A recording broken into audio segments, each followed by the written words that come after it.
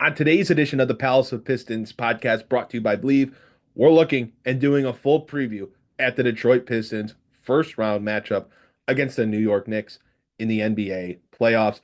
Who will win the series? What has to go right for the Detroit Pistons? What are the key matchups? We also draft. Each Jasper and I draft a five-man team, a five-man lineup from the two teams involved in this series. We play an over and under series game as well. All that and more, a lot of good stuff. An in-depth preview of the playoff series ahead for the Detroit Pistons on this week's edition of the Palace of Pistons podcast, brought to you by Believe. Let's do it. Good evening, everybody, and welcome to another exciting night of NBA basketball. The Pistons are digging in. They got the depth. They got the big men. They got the better basketball team. No doubt about it. Pistons need a three, and they have just under 3 seconds to do it. Here's Chauncey Billups. Here it is. He's got it.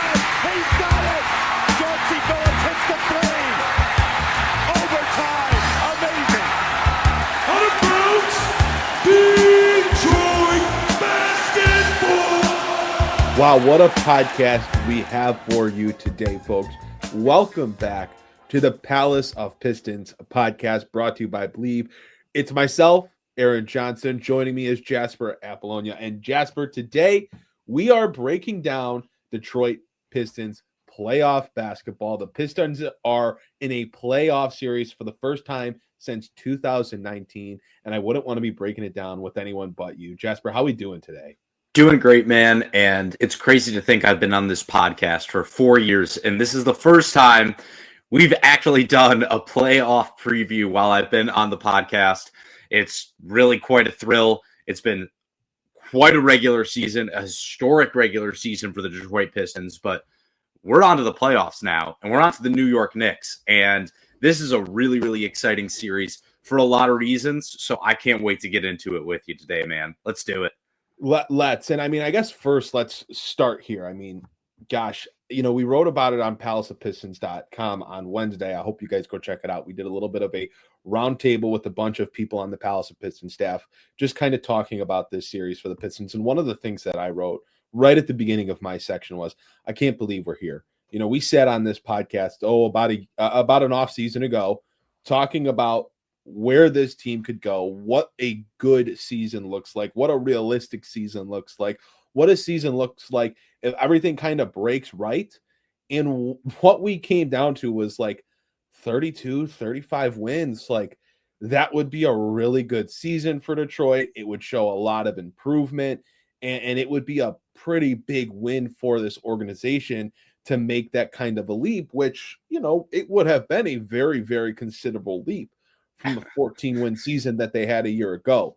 So really, before we get into talking about this series, I just have to emphasize that I'm surprised that we're here. It's been a crazy season. The Pistons have done things that even the president of basketball operations, Trajan Langdon, has said he didn't know they were capable of. So, Jasper, I mean, I guess, what are your thoughts on that? I mean, did you see a world where the Pistons were not a play-in team, but a 6 seed, a playoff team? They won 44 games. Did you possibly see this coming to fruition?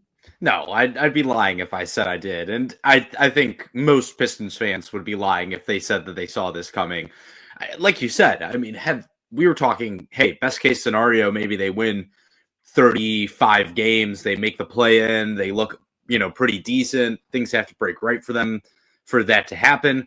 Just because for them to win 35 games would have been a 21-game improvement. It would have been a massive improvement on their previous season's win total.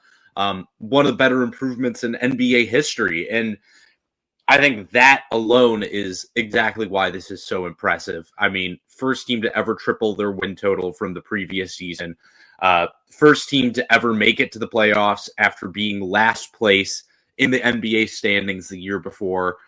I mean, just absolutely, there's not enough things you can say about it. And I've seen some Knicks fans, on Twitter or whatever, saying, why aren't Pistons fans talking, massive amounts of crap? It's because we're playing with house money at this point. That's really, I think, what it comes down to. There's whatever happens in this playoff series, as long as the Pistons don't get completely embarrassed, Pistons, we're happy. Like, this was a massively successful season for the Detroit Pistons. So it's cool to not only be on this podcast talking about, how we see this series playing out, but just the fact that we're here at all is such a tremendous win for this organization and for this fan base, honestly, because the last few seasons in particular of the Troy Weaver era were just mentally, emotionally so hard to go through as a Pistons fan. Yeah, it's just crazy. I mean, every time that I find myself in a conversation about the Pistons, in a conversation about this playoff series, it's just like you kind of gotta like step back and be like, whoa, like I just such a different vibe from a year ago. But let's talk about this matchup now. The Pistons 44-38. They finished 6th in the Eastern Conference. They now play the 3 seed New York Knicks in the first round of the NBA playoffs. The first game is on Saturday, April 19th at 6 o'clock on ESPN. One thing I'll note there is all 4 of the first 4 games of the series are on one of the main national television channels. None of these games are on NBA TV, perks of playing the Knicks, because if the Pistons were maybe playing a team like Indiana, something tells me that at least 2 of those games would have wound up on NBA TV. But all 4 of the first 4 games of the series are on one of those true national TV stations. Again, I'll mention the Palace of Pistons Roundtable that came out on Wednesday on palaceofpistons.com, where we all gave our predictions on the series. There were 5 of us that gave our predictions. Go read that there. I'll give you also a little hint that ESPN released their predictions for the series. They went across 10 different ESPN experts and paneled them on each playoff series. All 10 ESPN experts picked the Knicks to win this series. Let's preview it now, though. Jasper, how do the Detroit Pistons match up against the New York Knicks in this 3 seed versus 6 seed first round matchup? Yeah, first off, I'm going to just start off by saying I'm not surprised that experts picked the Knicks to win this series, because at the top end of the talent pool in this series, they have the advantage. There's no question about it. And it's going to be on the Pistons to prove that they can match up with the Knicks in a playoff setting. Look, they've gone 3-1 against them in the regular season. Cade Cunningham was absolutely masterful in all of those performances, averaged over 30 points per game.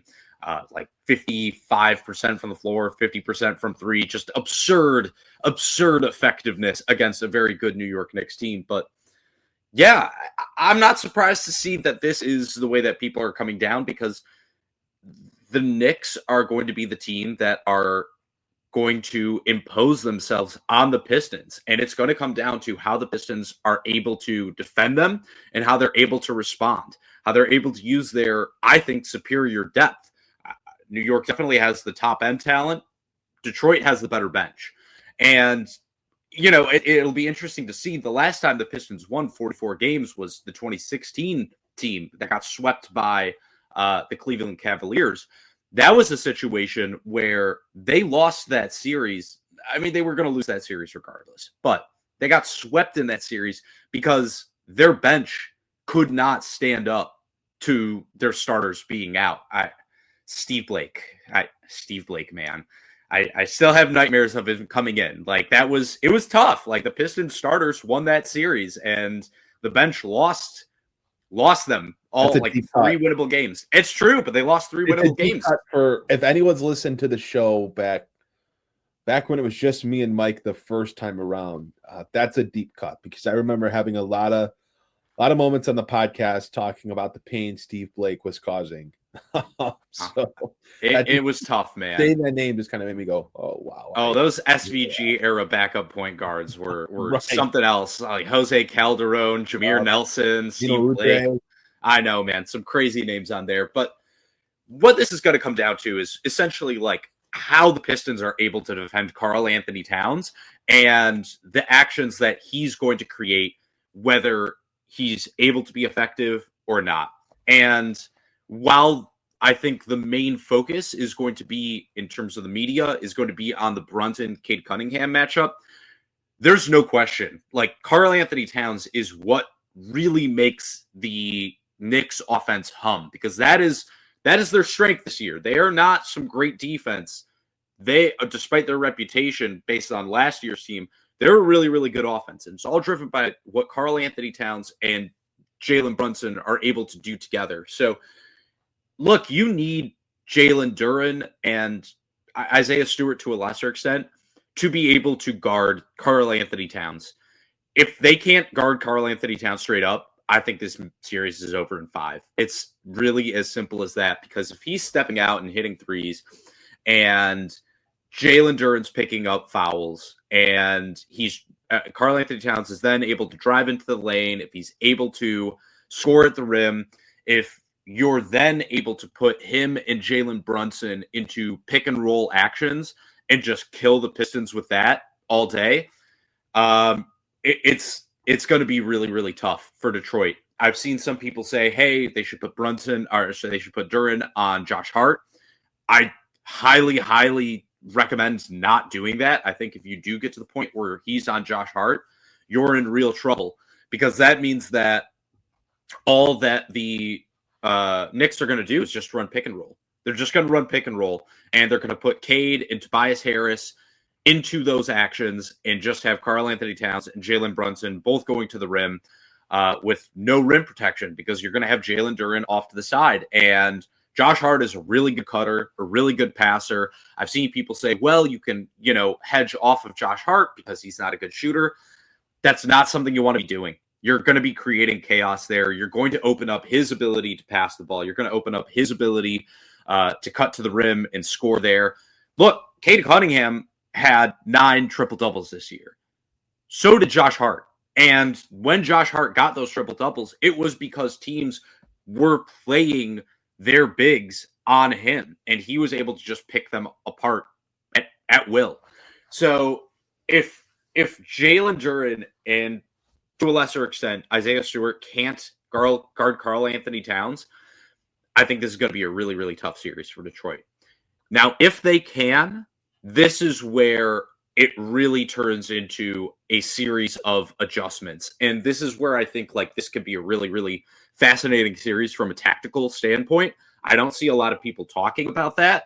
But I think the adjustments that are going to have to be made by the Knicks are going to create some really, really fascinating wrinkles on both ends of the floor. Conversely, you can win this matchup in 6 or 7 games if you are able to put Karl Anthony Towns and Jalen Brunson in those exact same pick and roll actions and get those guys in foul trouble. If you're able to do that, if you're able to get Jalen Duren, out rebounding and outscoring Karl Anthony Towns at the rim specifically, I think you're going to have a very, very good time offensively. But it's really going to come down to how the Pistons are able to defend the Karl Anthony Towns problem. Obviously, Jalen Brunson is going to get his. That is something that you're not going to be able to avoid. But if Karl Anthony Towns is playing at his all-NBA level, you're in real trouble. If you're able to hold him below that, I think you have a really, really good shot against this team. This is a very fascinating matchup, and I get why across the Pistons community this was the desired matchup. I think, the Pistons matched up so horribly with Milwaukee. I mean, is it 12 or 13 in a row that the Bucks have 13 in a row? It would have just been a horrible matchup, and we saw that in the Pistons' final 2 games of the season, really the second to last one, because nobody played on either side in the final game. But in that second to last game, even without Damian Lillard, the Bucks were just a load for the Pistons to handle. And it just was a terrible matchup. And obviously Indiana had some success against Detroit this season. The Pistons go 3-1 against New York in the regular season this year. And just from the stylistic standpoints, the matchups, this is probably the best the Pistons could have done out of those 3 teams. It'll be very fascinating to me if the Pistons are going to be able to score and keep up with the Knicks, because you spent a lot of time talking about the defense, and I certainly think that is the key to this series.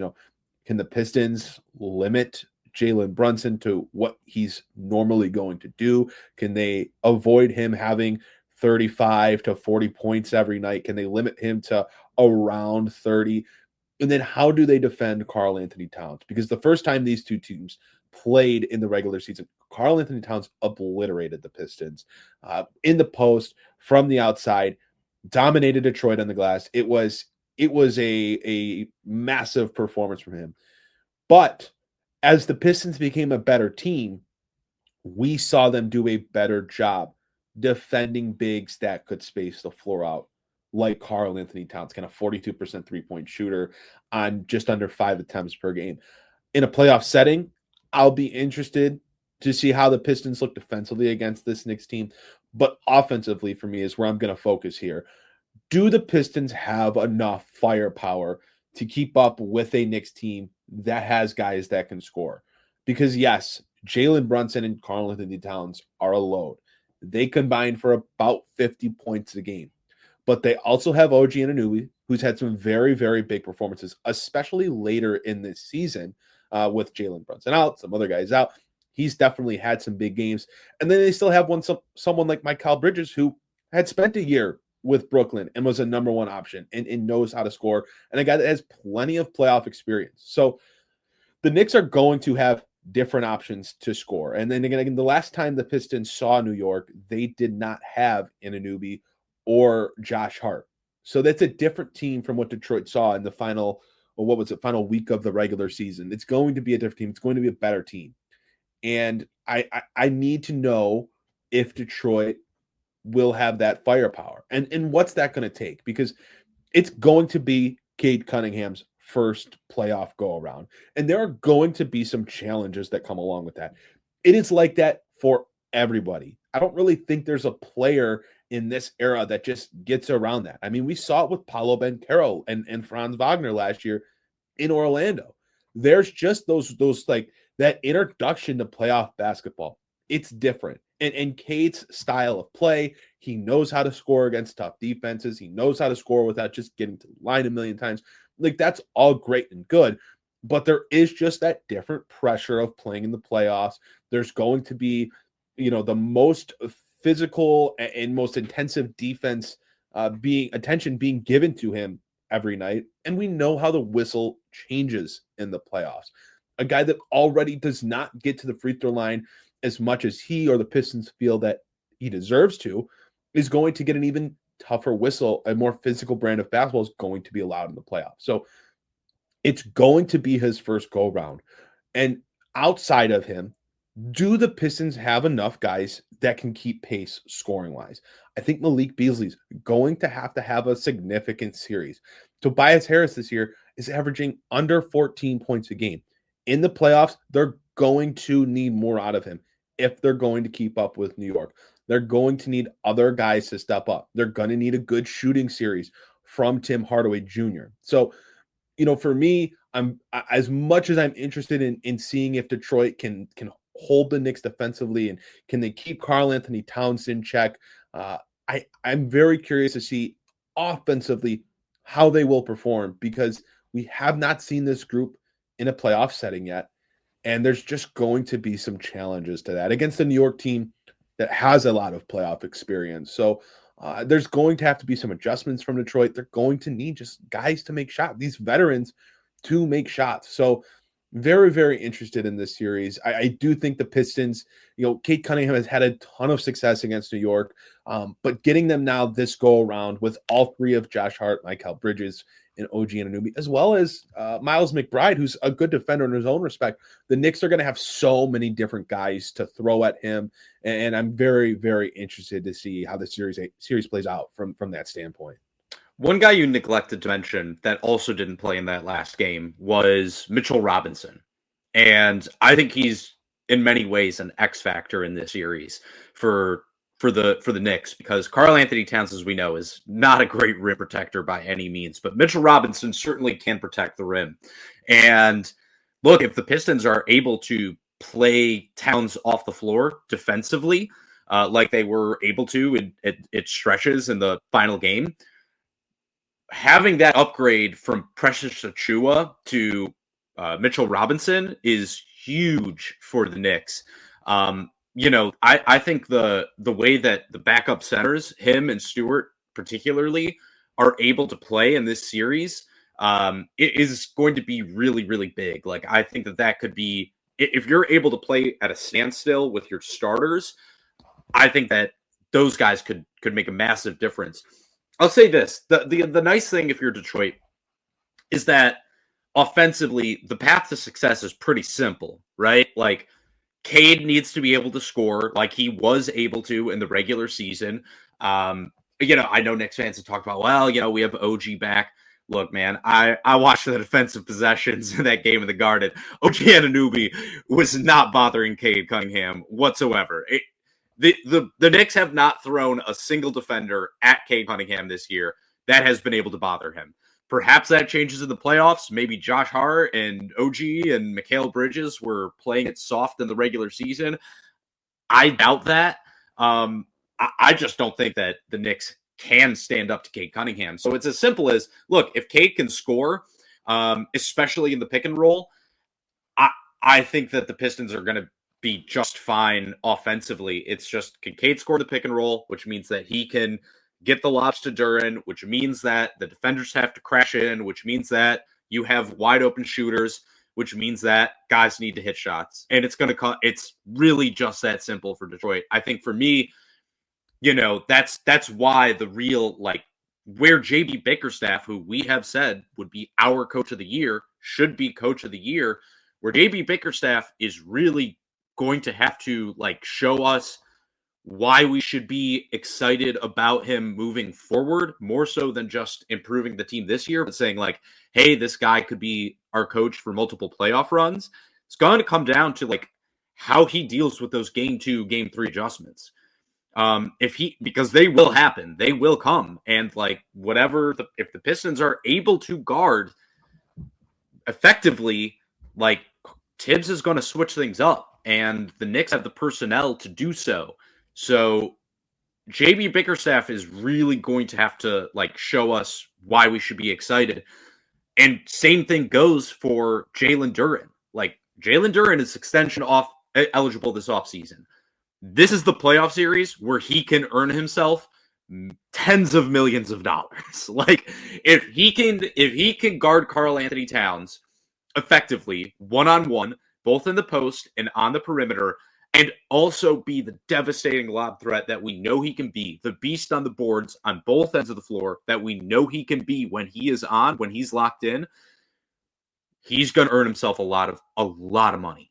And if he can't, then I think it's still fair to question, even with the strides he's made in his game this year, how much of a long-term investment should be made in Jalen Duren this offseason as well. So I think this is a huge playoff series for both those guys. The eyes are going to be on Cade first and foremost, of course, but, like, so many guys have something to prove. Like, Tobias Harris matched up against this Knicks team last year in the playoffs, played horribly for the Sixers. He has something to prove.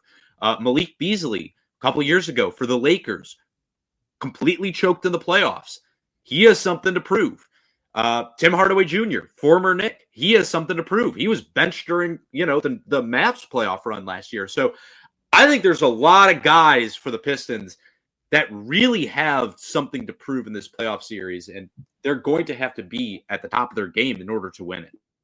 Is Asar Thompson guarding Jalen Brunson to open up this series? Yes, no question. And I think that, the adjustments you're going to see first off from Tibbs are going to be, how do I get Asar Thompson off of Jalen Brunson? Which is why I think you're going to see a heavy dose of the Karl Anthony Towns, Jalen Brunson pick and roll to start with. You're going to see a lot of somebody like you mentioned, Mikal Bridges, having experience as a first option last year. I would not be surprised to see Jalen Brunson, not taking the ball up the floor a lot to start, because they're going to bring him into actions where he's already on the move and going into a screen, just so that they can shed Asar Thompson off of him when he's going to the rim. Another reason, again, where I say you can't put Jalen Duren on Josh Hart, because they're just going to keep him completely away from those actions. And if you have somebody like Tobias Harris, going up against Jalen Brunson with a full head of steam while Asar Thompson is trapped on Asar Thompson and Jalen Duren are both on the perimeter, dude, that is just like, that is a recipe for disaster. And they could, put Cade Cunningham in those actions as well. Like, I just think that you're at real risk of putting your best players into easy foul trouble if you're not having Duren be a part of those actions. And same with Stewart. Like, that is the key. I'm going to say this to like all series. The key is going to be Jalen Duren's defense. Yeah, it's a lot easier to say, we're going to put Tobias Harris on Brook Lopez because Brook Lopez is going to spend the majority of his time out on the perimeter, and he's not going to go into the post and punish you the same way Karl Anthony Towns could. And that would just be such an obvious, stylistic choice for New York, is if the Pistons did go out and put Tobias Harris on him, which they did earlier this year in the regular season. New York would just spam Karl Anthony Towns rolling to the basket or posting up rather than having him popping out on the perimeter. So and you can live like if Karl Anthony Towns, if you lose a game because Karl Anthony Towns hits 5 threes, that's just how the dice roll sometimes. But you can't lose the game because Karl Anthony Towns scored 28 points in a post. If that's how you lose the game, the series is over. The series is totally over. Like that, if you miss shots at the other end, if your 3-point shooter can't hit threes, if Cade Cunningham gets in foul trouble, stuff like that happens. You will lose the series. But like, if you can't stop Karl Anthony Towns from scoring the post, you have no chance in the series. That is like the kiss of death right there. What has to go right for the Detroit Pistons to win this series? If there's one or two things that have to happen, what is that? I will say one thing for me, I think the Pistons are going to have to shoot a hot ball. They are just below the league average in 3-point shooting percentage on the season. They are not a super high volume 3-point shooting team overall. They're bottom 10 in attempts per game. But if they are going to win this series, they are going to have to shoot a good percentage from the outside. And we've seen that when they do shoot a good percentage from the 3-point line, they're good at winning those games. Like, it's not rocket science, right? If you make shots, you're going to have a better chance. If you're scoring more points, you're going to have a better chance. But so what does that mean, right?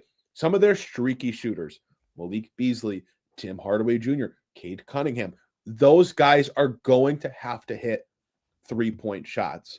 I don't know how much a guy like Simone Fontecchio plays in this series. I think it's very realistic that he's a guy that kind of falls out of the rotation unless there's a forward or two on Detroit that gets into foul trouble and they need someone to play some minutes. So they're not really going to have his shooting or really lack thereof shooting this year because he's only shot in 32% from the 3-point line after shooting 38% last year with Detroit. So they're going to need their guys that can hit shots from the outside to hit shots. And so they're going to need that Malik Beasley game. They're going to need that Tim Hardaway Jr. game where they just can't miss. And they've had those games this year, where Hardaway hits 5 threes or Malik Beasley hits 6 threes. And it gives Detroit a puncher's chance in a series like this. Nobody's going to look at these two rosters and tell you that the Pistons have a better roster. They don't. In New York's top 5, top 6 compared to Detroit is much better. So the Pistons are going to have to get hot in some of these games to just have a chance. That's just the reality of it when you're in a series like this. So that for me is a thing that's a must for Detroit. If they are going to win this series, they're going to have a really good shooting series. Totally agree. I think there's no way that Simone Fontecchio should be playing over Ron Holland in this playoff series. Like, when you just look at the matchups, the wings that they're going to have to play against, you can't have Fontecchio out there against. I mean, you can't play him against somebody like Mikal Bridges or OG Anunoby. He's going to get destroyed. You need the physicality of Holland's defense. If Fontecchio was shooting up 40% from 3 this year, I might say, hey, maybe you take the risk for the offense. It's a completely different. If right, we're shooting 40% from the 3-point line, we're talking about him getting 15, 20 minutes. Like, if he is shooting 40% and he's hitting 2 or 3 threes a game, that completely changes things for what he does for them. I still think like the defense would be an issue in this year. Like, it would be one of those, like, let's just try it. Let's see what happens. But I don't even think it's worth trying. You know what I mean? Not at this point. I mean, it's No. 30% all year. The hope was, he came out slow at the start of the season, and the hope was like, okay, he's gonna figure it out. He came off an injury where he had surgery, and he didn't really play a ton in the summer because he was just recovering. The hope was that he was going to kind of get his flow, get his feet under him, and all those things would come back. And they just didn't. So now we get to the playoffs. Every year for every team, the rotation gets tighter. Your top guys play more minutes. Your bottom guys play less minutes. And you look at, okay, if the rotation goes from 10 to 8 or even 9, I think Fontecchio is that 10th guy in that scenario, and he's not in the rotation. I just think Ron Holland gives them too much defensively, and then just like the energy that he brings out there, because if Fontecchio's not hitting those outside shots, he just doesn't bring enough to keep someone like Ron Holland off the court. And Aaron, you just hit exactly on what I was going to say my key to the series is for the Pistons. Obviously, I've talked about how important I think the defensive job on Karl-Anthony Towns will be. But for me, I think it comes down to the Pistons playing their game. And when I say that, I mean scoring in the paint, creating turnovers, and scoring in transition, and rebounding the ball. And those are things that, like you just said, Ron Holland brings in spades. That energy, that defense, that hustle, that's exactly what they need to play with. Look, the formula for the Pistons winning games has been pretty simple this year. If they beat teams up in the paint and they win the paint scoring battle by 20-plus points, they usually win.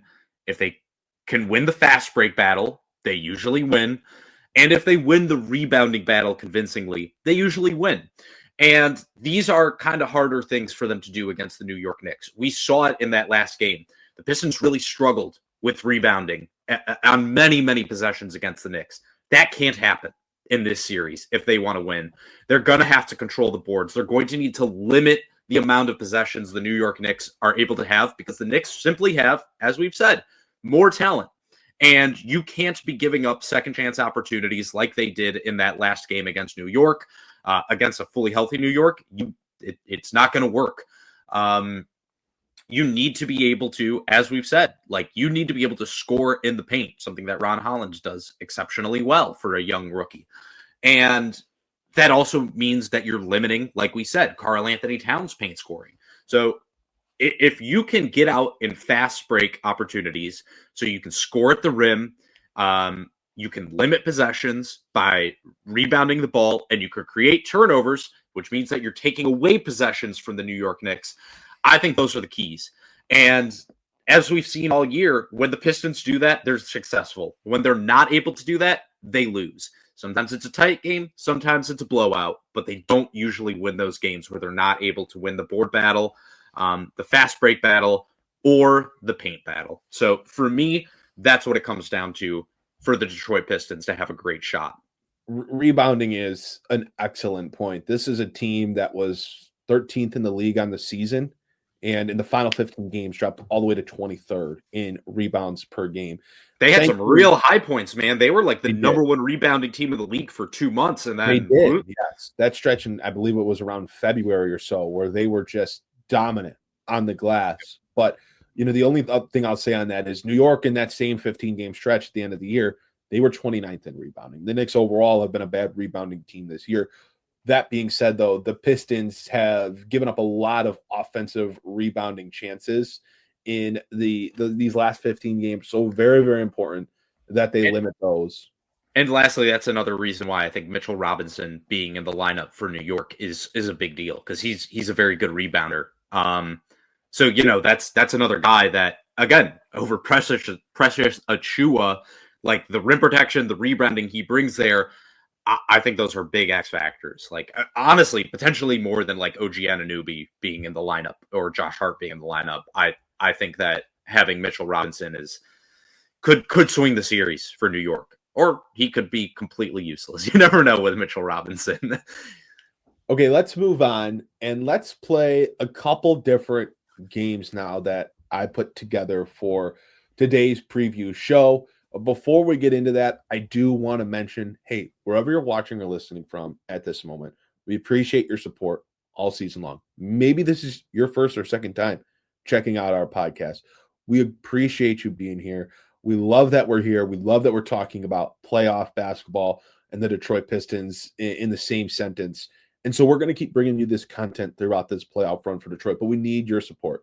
Hit the like button, hit the follow button, hit the subscribe button, wherever you're watching or listening from. Drop us a comment, drop us that 5-star rating. All those things are low effort tasks that would greatly, greatly help us as we continue to bring you different forms of content. If you've checked out our social media game, if you checked us out on X as of late at Palace of Pistons, a lot of great content from our new social team doing some stuff for us and on the video side. So please, your support means the world to us. Thanks so much. Let's get into it. What we're going to do now, Jasper and I are going to go head to head, snake draft style. So meaning one of us will pick first, the other person will then pick second and third. We'll go back to the person that picked first. He'll pick fourth and fifth. We're going to draft a 5-man lineup from these two teams in this playoff series, the Pistons and the Knicks. Jasper, I'll let you go first. You have the first pick. Who are you taking? Well, you fool, you've played right into my hands. No, man, I look at this playoff series and, there's, to me, the two best players in here, Cade Cunningham, Jalen Brunson, both great point guards. But like I've said, I think the main decider in terms of the player who's going to decide who wins this series is Karl Anthony Towns. And I don't think he's the best player in the series, but he is the player I'm taking number 1 overall. And I know that might be a little bit of a controversial opinion, but like I said, there's two great point guards available here. So I'm going to take the best player outside of a point guard, the one who I think I could pair it with either one of them and still create a devastating pick and roll pairing. I'm going with Karl Anthony Towns for the number 1 overall pick. I've got to say, I respect the hell out of that pick. Now, maybe there's a part of me that wants to take the two best guards at picks 1 and 2, or my person second picks, just to really make this interesting, but it just doesn't make any sense for you now, does it, Aaron? It could mess up your team if your point guard is then, I don't know, Dennis Schroeder. But, with my first pick, I'm going to take who I think is the best player in the series overall, and that's Cade Cunningham. You're talking about a guy that is an all-star, I think a candidate for not just the All-NBA team, but a dark horse candidate for the All-NBA first team. 26 points, 9 assists, 35.5% from the three-point line. He is the number 1 reason why we're on this podcast talking about the Pistons and the playoffs. So I've got to take him, and I've got to feel very, very comfortable getting him at this spot. My next pick, since it's, again, for those listening, a snake style draft, I now have the first pick in the second round. We'll say I'm going to go with OG Anunoby.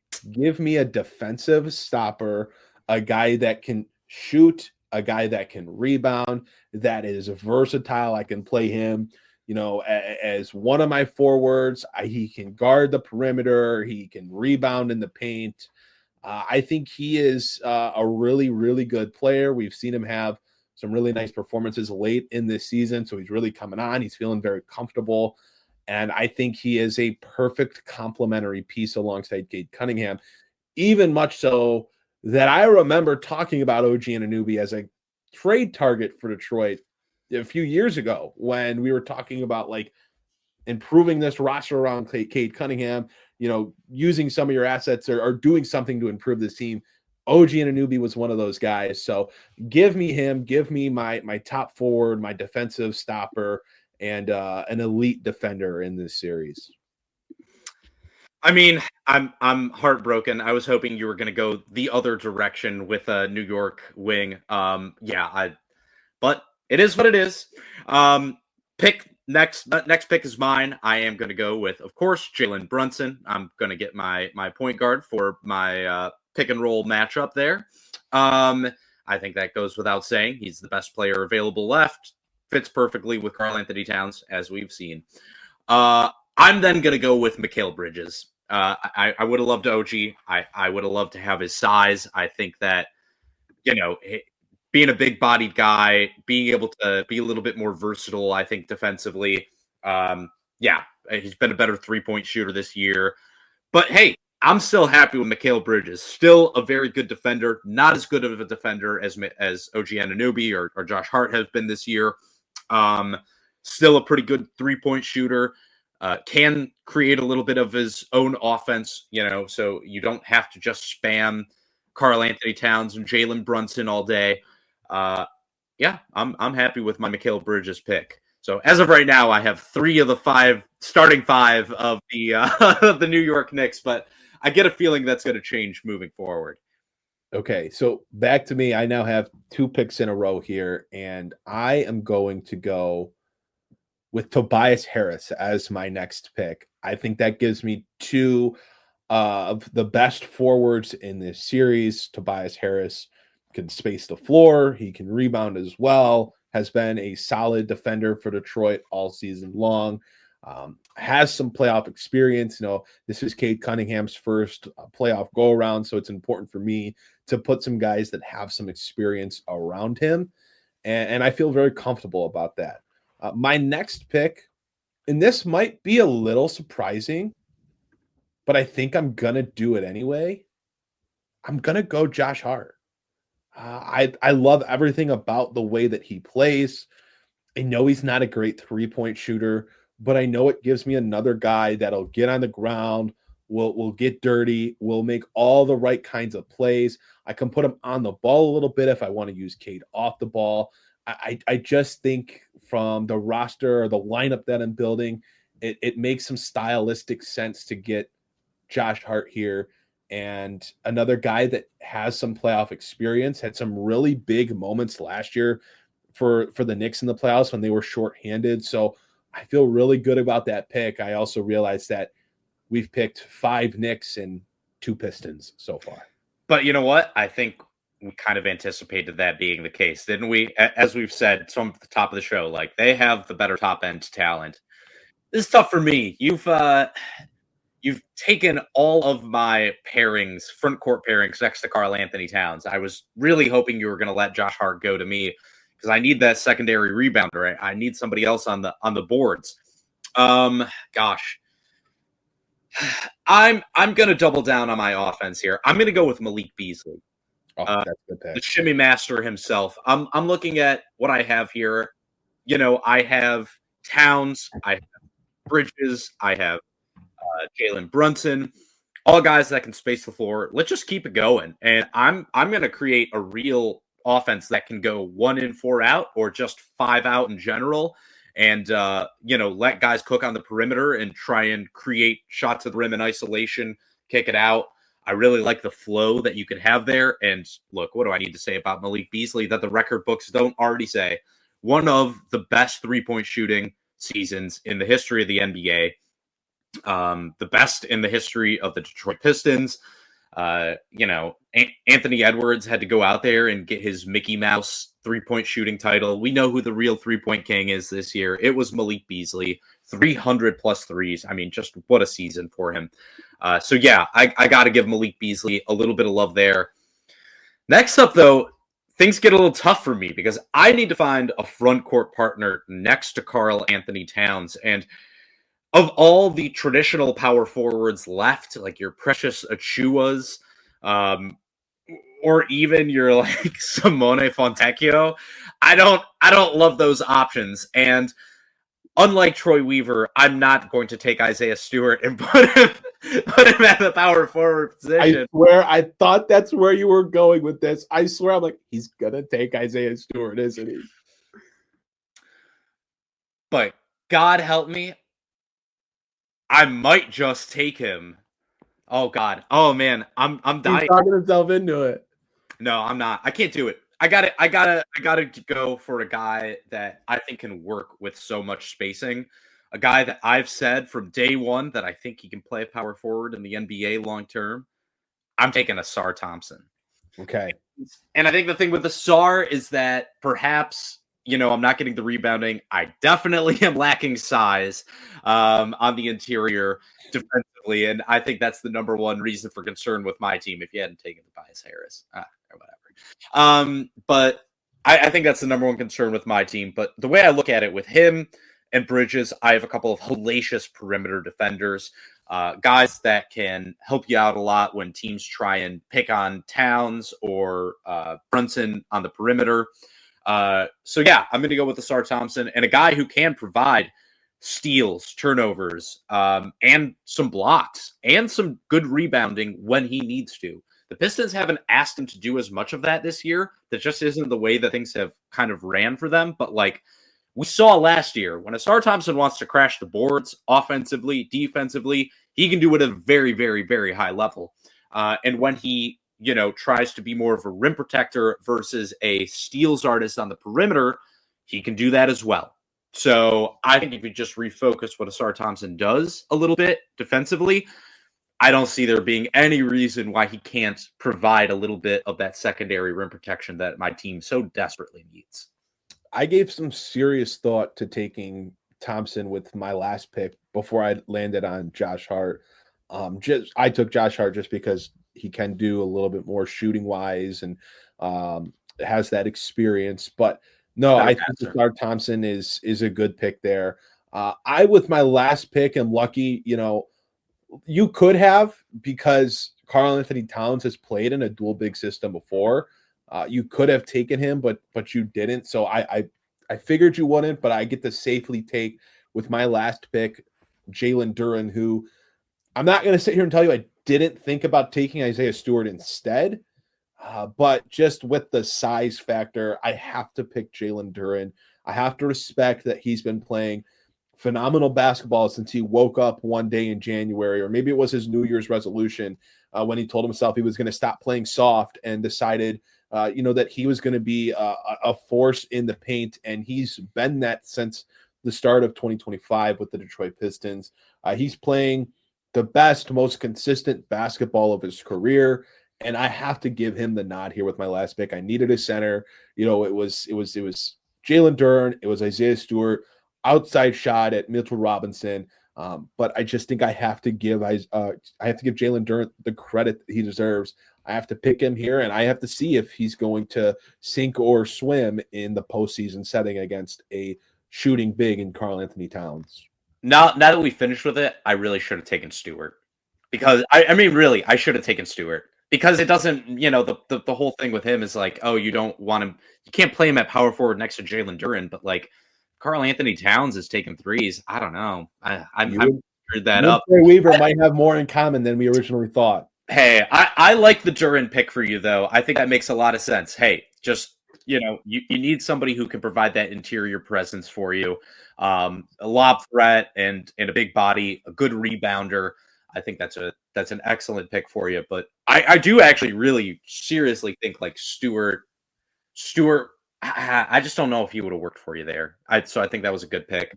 It was a toss up. I figured the size as much as I think Isaiah Stewart's just, he is one of the best defenders in the league. He's a great rim protector. I just think the size against Karl Anthony Towns was going to end up being too much. But let's run through our teams here, because I'd like people in the comments to let us know what they think. Who's got the better lineup? I'll run through my lineup first. Mine is Cade Cunningham, Josh Hart, OG Anunoby, Tobias Harris, and Jalen Duren. And on the other hand, I am rocking with Jalen Brunson, Karl Anthony Towns, Malik Beasley, Sar Thompson, and Mikal Bridges. My God, I have absolutely no size. Why did I not draft Isaiah Stewart? Harris seems better. I'm just going to say that right now. It seems better. I should have drafted Isaiah Stewart. What an idiot. Hopefully we can pick him up in unrestricted free agency, the post-draft period, maybe get him on a two-way or something like that. I think what hurt you is me getting both Tobias and OG. You killed my strategy. You were onto something, though, with taking Karl Anthony Towns first. You were, because that put you in a position that really end up with either of Cade or Jalen Brunson. And I feel like at that point, it's kind of a toss-up. I think on the Pistons side, they'll tell you that Cade Cunningham's the best player. On the Knicks side, they'll tell you Jalen Brunson's the better player, but you're getting an elite guy either way at the guard spot. I mean, you had the second and third pick, and you arguably passed up on the second best player in the series with it. So, that was really fun. I enjoyed that a lot. So, people listening, let us know who you think had the better lineup. Tell me how dumb I am, how little rebounding I'm gonna get destroyed on the dude. You're just gonna run like Duran Cade pick and rolls and just dunk all over my team all day. It's God, I really screwed that up. Oh well. We've got one more little game to play here. It's a little over-under series. So we'll go through 5 different questions, and we'll each say whether we're going over or under for the prop that is at the debate table. Let's first start off with Cade Cunningham. In this series, does Cade Cunningham, is his top scoring game in this series over or under 38.5 points? Jasper, we'll start with you. You set this so high. I wish you had set it a little bit lower. Like if you had put it at like 35.5, I'd have smashed the over. That's the point. You gotta make it a little. You gotta make it tough. I am going to take. This is dumb, but I'm gonna take the over. This is, and it's only because I know some of these later questions. I'm gonna take the over here. I think that. Look, it's going to come down to, how are the Pistons able to run their offense, and are they able to get out and transition? Are they able to make the Knicks uncomfortable? And is Cade able to keep up the level of offensive production we saw in the regular season series against the New York Knicks? If he can, if things are as easy for him as they looked in the last 3 games against the Knicks, absolutely. Absolutely. Cade can have a 40-point game in this series. It can happen. So I'm going to take the over. But yeah, it's a tough one. There'll be a game around there. It might not quite hit, but I'll take the over. I lean on agreeing with you. His career high is 43. I think in a playoff series with the minutes that he's going to play, played about 35 on the season. I see him playing closer to 40, maybe even 41, 42 in the playoffs if the Pistons are going to go for it, which shoot, they're in the playoffs. They're going to.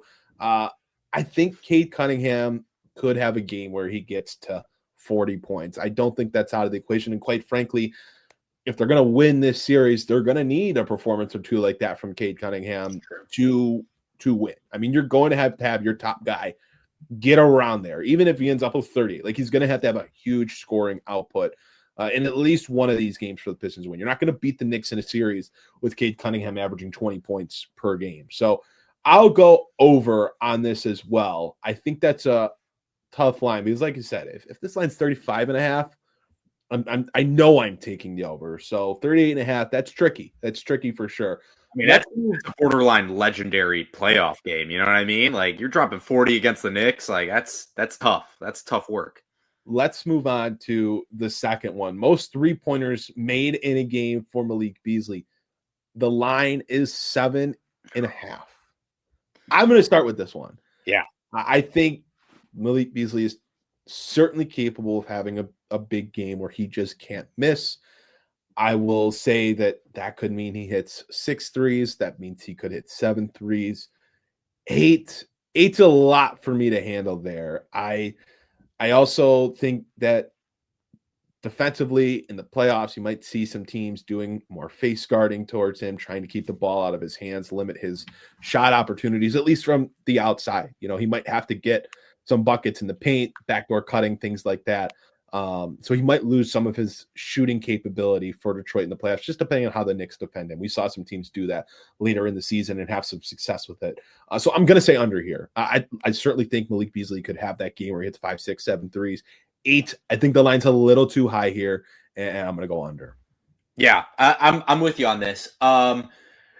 Look, they're going to need Malik Beasley to have at least one big game if they're going to win this series. But the Knicks are not going to let that happen just, out of the blue. They are going to, like you said, face guard the heck out of Malik Beasley. They're going to force him off the 3-point line as much as possible. They're going to make him score in the paint. And Malik Beasley's done an okay job of it. He wasn't great to begin the year. He did a better job with his flitter game and honestly with his dunks towards the end of the season. He did a little bit better on that end. But there's no way Tibbs is going to allow Malik Beasley to get off like 14, 15 threes. There's just no way. And that's what he'd have to do in order to hit 8+ threes in a game. So I don't see that happening. I just think, I mean, if it does happen, it means that the Pistons are probably winning this series pretty comfortably, if I'm going to be honest with you, because that means that the Knicks have totally broken down defensively in their 3-point shooting and what they want to limit the Pistons, from doing offensively. So I'm going to take the under on this as well. This next one could be spicy. Interesting one. This one could be spicy. Jaden Ivey, games played, over or under 0.5. Does Jaden Ivey return in this Pistons-Knicks playoff series? Jasper, Under. I think you're saying no. Why? This hurts me to say. It's the under. He's not coming back for the first round. He might, if they win a drag-out series in 6 or 7 against the Knicks. That's like a 2-week playoff series, 10-day playoff series, something like that. No. Yeah, it's a 2-week playoff series. If it takes like 2 weeks, well, then you're past the reevaluation deadline that the Pistons set up a couple weeks ago. So, that would obviously bode well for his chances. But no, I can't see him coming back for this playoff series. It's just too soon, and it would be too late in the series to throw in a wrinkle like Jaden Ivey, trying to reintegrate him into the offense. If you're that deep into a playoff series against the Knicks and Jaden Ivey's healthy, you don't want to mess it up. Just keep doing what you're doing and see what happens. Yeah, oh man, this is tough because if this does go 6, if this does go 7, there's a world where Jaden Ivey could potentially be ready to go by then. But from the basketball standpoint, as a coach, do you try to reintegrate someone in a game 6, in a game 7 after he's been out 4 months? You don't, right? So I just don't think he returns this series. It just sucks with the timeline. If it was 2 weeks ahead of where it's at now on the schedule, it would be a different story, but it's not. It's been a pretty slow burn with the Ivy stuff, and I can't imagine the Pistons rushing him back to get him in on game 6 or on game 7 to get 10, 15 minutes out of him. I don't think it happens. If the Pistons shock the world, they win this series, they moved around 2, maybe there's a greater chance that he comes back then. But this series, I just don't see it, unfortunately. I'm going to go the under there as well. Moving on to our second to last prop here. Team technical fouls throughout the series. The line, 3.5. I'll go first here. I am going over on this number. The Pistons are not afraid to pick up technical fouls, whether it's Isaiah Stewart, whether it's Ron Holland, whether it's Jalen Duren, or whether it's JB Bickerstaff. The Pistons have been prone to picking up the technical foul here or there throughout the season in what is bound to be a very physical series. Tensions will be high. Intensity will be high. I think this is a number that, it could happen in a game where the Pistons get 4 technical fouls. So I'll take the over here, and I'll feel pretty comfortable with that. I was going to say, if I thought this was the game 1 line right there, not the series line. Yeah, I'm hitting that over, fam. No question about it. I can't believe you set Kate Cunningham's points at like 38.5. You set this at 3.5. Like, come on. I got this from a third party. This was not me. I thought these were supposed to be tough. 100% I'm taking that over. Yeah, I mean, shoot. If the Pistons get under 3.5 technical fouls in the series, that'll be a bigger upset than them winning the series in my eyes. Like, yeah, I'm taking the over 100%. Smash that over button, fam. That's easy money. That's when you throw into your parlay to like get a little extra juice on it. All right, Jess, we're going to stick with you for the last one here. And it kind of falls in line with what we're talking about.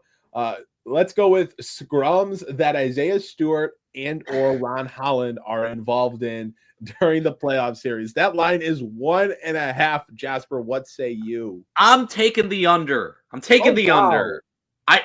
That's not to say I think there'll be Is zero. there no correlation between That's not, scrum? I'm not saying zero, Aaron. I'm not. It's almost be like clear. negative correlation. If you're betting the over on text and the under on these scrums, it goes way up. Your odds go way up compared. What to are we considering a both. scrum? Are we considering a little like one of those? Are we If they considering gotta like a stop the play? If they got to blow the whistles, break things up, that's probably a scrum in NBA terms at this point in time. okay, but I'm saying like when they were playing against the Warriors and Steph went over to the bench and Stu, was like you're too small. You're too small to be talking to me. Like, do you consider that a scrum? I'd have to consult the third party who made these lines to see what they think. If that's a scrum, I'll take the over. But if that's not a scrum, I'm 100% taking the over. If I'm talking scrum, I'm talking like guys are fully pretending like they're going to punch each other. You know what I mean? Okay, they're not going to, but they're going to pretend. Right. They're committing. Yeah, exactly. An NBA fight. If it's an NBA fight, I'm taking the under. If it's, a little, hey, don't be mean to my teammate, I would take the over in that case. I think there will be a couple of those. I mean, it's the playoffs. Like, of course it's going to be. The Pistons are physical. But, like, if we're talking, like, real altercations, if we're talking, like, police presence in the Houston tunnels level thing, I'm taking the under there. I don't think it's going to get that intense. Frankly, the Knicks are a little too soft for that. You know what I mean? Wow. Those are fighting words. I am going to go with the over here. I mean, okay. It's Isaiah Stewart and Ron Holland. This is what they do. They are not afraid to mix it up, to get into these little scrums with the opposing teams. I think there's definitely a little bit of bad blood from that last game of the regular season too. Jalen Brunson was pretty frustrated with the officiating, so I think there will definitely be some bad blood there as well. In a playoff series, look, it's annoying as hell when you play the same team over and over and over again. I just saw these guys the other day. They were pissing me off the other day, and I got to play them again. So I'm going to take this. I think you can see two scrums with one or both of these guys involved for sure. That is our little over-under series right there. I'll have to keep track of these. We'll have to go back and revisit this at the end of this series to see how we did. But a couple fun games on the show this week. Let's move into what we've probably all been waiting for, the predictions. It's time to predict as we wrap up this show how this series will play out. In the first round, in the 3-6 matchup in the Eastern Conference, who will win the series, the Detroit Pistons or the New York Knicks? Jasper, give me your winner, and winner in how many games? I'm taking the analytical approach on this one, not following my heart, even though I have said the Knicks were the team I wanted to face the whole time. Look, for being an unbiased, as much as I can, analyst on this, I have to take the New York Knicks in 6. And here's why. Because the Pistons just have to figure out more things than the Knicks do in order to win this series. There are more things that have to go right for Detroit than have to go right for New York to win the series. Talent wins in the playoffs. The New York Knicks have more top-end talent than the Detroit Pistons. Matchups matter. The Knicks have more matchup problems for the Pistons on the offensive end than the Pistons can create for the Knicks defensively. And lastly, there's the coaching aspect to it. And I think JB Bickerstaff has done an unbelievable job with the Pistons this year. That is no secret. But in the 7-game playoff series, when it comes down to adjustments after the first couple games, when it's more, of course, your chemistry matters. Of course, your philosophy matters. But when it comes down to the hard adjustments, I trust Tom Thibodeau more than I trust JB Bickerstaff to make those adjustments at this point in time. So I absolutely think the Pistons can push this Knicks team. I think they can be in contention to win every single game in the series. I think they can win the series. Like I said, it will come down to adjustments. If Jalen Duren can match up with Karl Anthony Towns one-on-one for the majority of the series, the Pistons have an outstanding chance to win. if he can do that for the first 3 games, I'm going to go ahead and like totally be like, throw what I'm saying out the window. They're going to win this one, but I'm not sure he can. And until I see it from Detroit, I can't quite believe it. So I have to just analytically, logically speaking, take the Knicks in 6, but with a caveat. If I see just a couple of things from the Pistons in the first few games, I'm totally throwing that out the window. And I absolutely think the Pistons, if they play to their best ability, can win this series. Monty Williams hates that pick because you said you were looking at it from an analytical perspective. So I'm just letting you know that a former NBA coach hates that mindset from you there. But I am, unfortunately, in the same vein as you. I do think there's a world where the Detroit Pistons win this series. I think it's possible. I don't think it's out of the equation. But if I had to make the call, if my life depended on it, I think the New York Knicks win this series in a very competitive 7-game series. The Pistons have not been to the playoffs in a long time. Most of these guys have never been to the playoffs. Most of these core guys have never experienced a playoff game. The franchise is going through steps, and maybe they've skipped a couple steps this season. Maybe they didn't just have a couple of years of getting better and better, and they just took a giant leap this year. But I don't know if they can just skip another step and take a big postseason jump as well in this same season. Jasper, you kind of said it already at the beginning of the show. You know, as long as the Pistons don't get swept, as long as the Pistons don't get embarrassed in this series, Detroit's already kind of playing with house money. This franchise needs to get a couple playoff wins. They haven't had one since 2008. That's a damn joke. It's been almost 2 decades since the Pistons have won a playoff game. So let's start there. Let's see the Pistons get 1, 2, maybe 3 wins in a playoff series before we start talking about them making it to the conference semifinals or the conference finals. It's not a failure of a season if they don't win this series. Nobody expected them to be there in the first place. I think this is going to be a great learning experience for Detroit, an important learning experience, not just for the guys on the court, but for the coaching staff and the front office. A big offseason ahead with the cap space and the guys they have available for contract extensions. You know, we keep hearing since our team that could make a big move. You know, are they going to go get that co-star for Cade Cunningham in the offseason? What are they going to see in this playoff series that tells them whether they need it or don't need it, or what players work in the playoffs, what players maybe don't work with this current core? So, look, I think this is a great series for Detroit to compete in. They've had some success against New York in the regular season, but going and playing in the Garden for up to 4 games in a lot of these guys' first playoff series, it's going to be difficult. You know, there's just going to be an adjustment period. There's going to be a learning curve, and I don't think it's a failure for the Pistons as long as they do it competitively to ultimately fall in this series. Again, there's a world where the Pistons do win. There is a world where the Pistons upset the Knicks, but if I had to make the decision right now, I'd pick New York. I think it'll be a competitive series, but I think the Pistons fall in 6 or 7 for the sake of this segment. I'll say it's in 7. I mean, it's like a 60-40 is how I feel about it. Like, I think the Knicks have like a 60% chance to win this series. Pistons have a 40% chance, and a couple small things are going to be what swings that. But yeah, I think you also just hit on a great thing before we wrap this up. This is a learning experience for the Pistons. And another reason why I think just the Knicks were the perfect matchup for this team. One, it's more winnable than your other potential matchups would have been in the first round.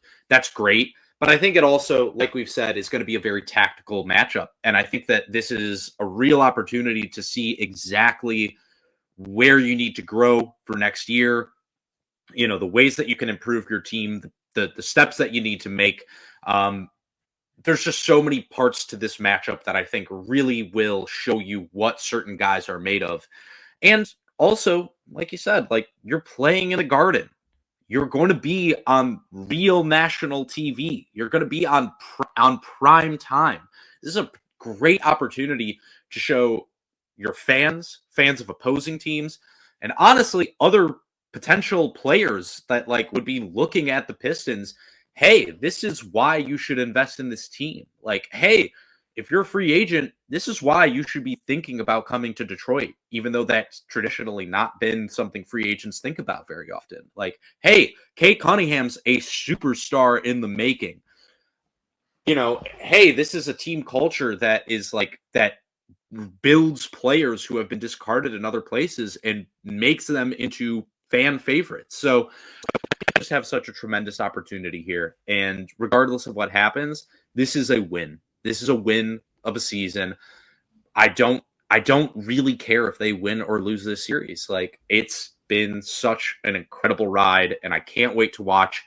And I really, really, really, really hope they win. But if they don't, I'm just happy in the knowledge that they've taken the steps forward that we wanted to see from them, even more than what we expected, and that they're going to have everything before them after this series is over, win or lose. Like, it's all going to be right there in front of them. It's just going to come down to whether they're going to take it or not. Well, for those still watching or listening, let us know what you think in the comment section on whichever platform you're on.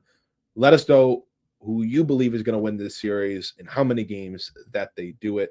And also, before you go hit that subscribe button. Go hit that follow button. Again, help us out here. It's the playoffs. We need your support. Need it now, need it forever. But go do that. Leave us a like, all that good stuff. Greatly, greatly appreciate it. You can follow us on social media right now. We're really doing a lot on X at Palace of Pistons. I am at A Johnson NBA, and Jasper is at Blade Cunningham. That is going to do it for this week's edition of the Palace of Pistons podcast. Our playoff preview, the Pistons and Knicks play playoff basketball on Saturday evening. Thanks so much for tuning in, and we'll see you guys next time on another edition of the Palace of Pistons podcast.